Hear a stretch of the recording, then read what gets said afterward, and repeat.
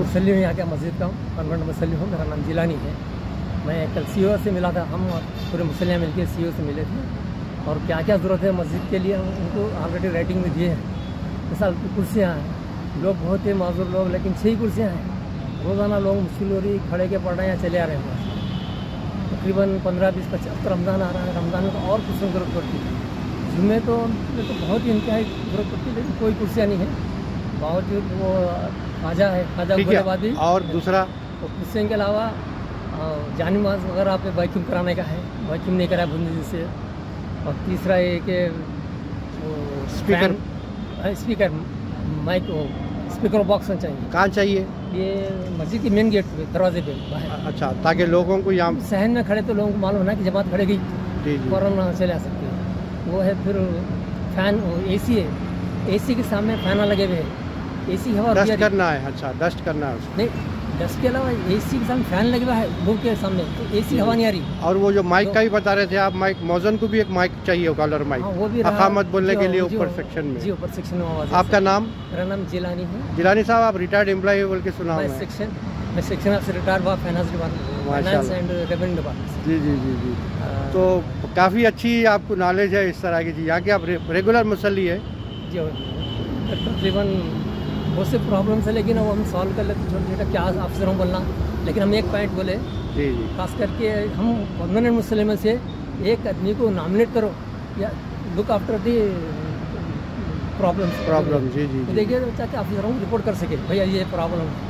अब हर कोई जाके मजमा जाके सब मिल के बोलने को बजाय इसको नॉमिनेट करते तो क्या प्रॉब्लम है, मौजनों का, इमामों का या और कोई प्रॉब्लम है तो जाके। इतने बड़े हज हाउस में एक वॉचमैन काफ़ी है रात में?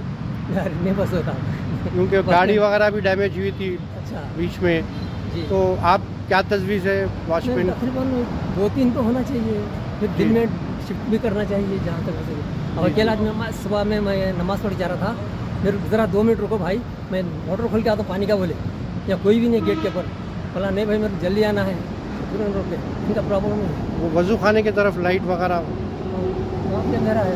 जी जी जी, वो तो हज के ज़माने में स्टार्ट होता वो ज़्यादातर। अब तो रमज़ान में ज़्यादा लोग आएंगे ना, तो वहाँ भी लाइट वगैरह की ज़रूरत है। के बाद जो है इसको अमल में फौरी आ जाए, इसलिए कि कम से कम नीचे के हिस्से में जो गंदगी और कबूतरों का जो हिस्सा है वो हज के दौरान ही शायद साफ़ होता है। तो हम गुजारिश करेंगे चेयरमैन वक्फ बोर्ड से कि जो है इसको भी नोट ले।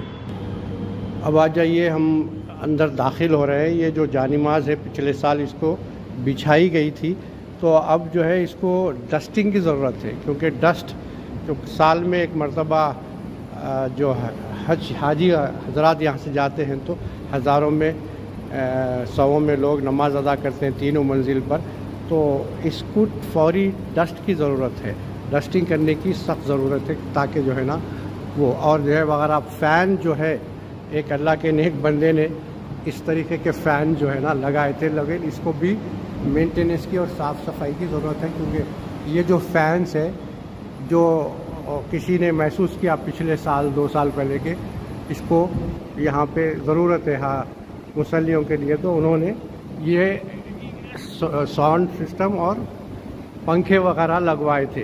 अब आप ये तो जानते हैं कोई ना कोई इस पे आगे बढ़ के देता है। और इसमें ख़ास बात यह है कि कलाम मस्जिद की भी ज़रूरत पड़ती है, क्योंकि कम तादाद में रहते हैं ये, क्योंकि ज़्यादा जो है यहाँ पे मुसल्लियाँ आते हैं अतराफ़ के और पूरा स्टाफ भी पड़ता है।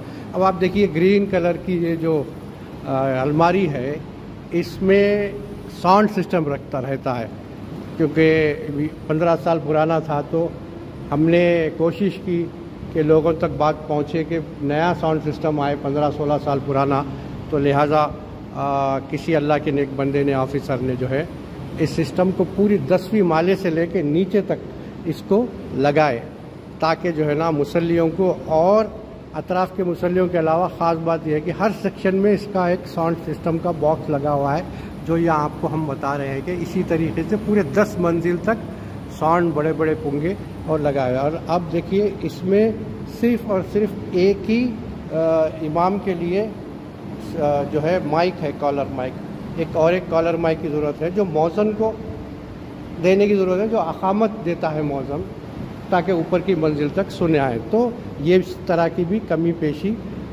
है, इसको इंशाल्लाह शायद 2 दिन में पूरी कर ली जाएगी। चेयरमैन साहब जो नए अज़मतुल्लाह साहब आए हैं, वो आने के बाद जो है ना इसको महसूस करके एसी का बेहतरीन अंदाज में काम करवाए, वो एसी लगवाए ताकि मस्जिद के मुसल्लियों को जो है ना गर्मी ना हो और सुकून से जो है रमज़ान मुबारक का सही से इबादत हो सके।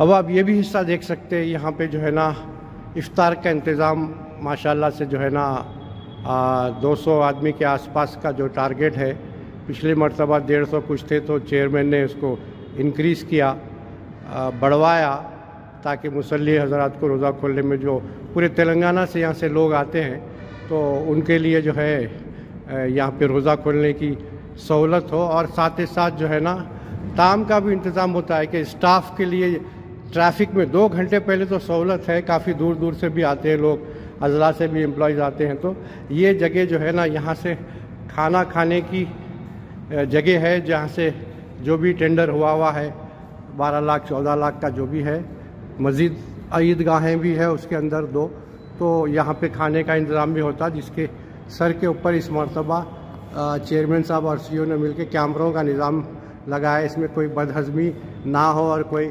ओहदेदारों के पास नरम बोटियाँ ना जाए।